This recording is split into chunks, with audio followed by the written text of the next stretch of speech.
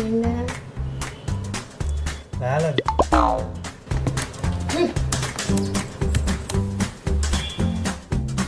ஏங்க evening beach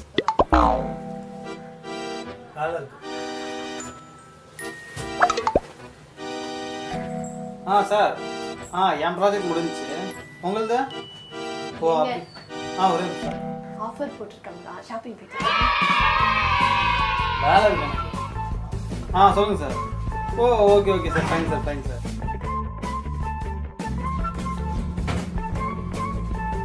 ஆமா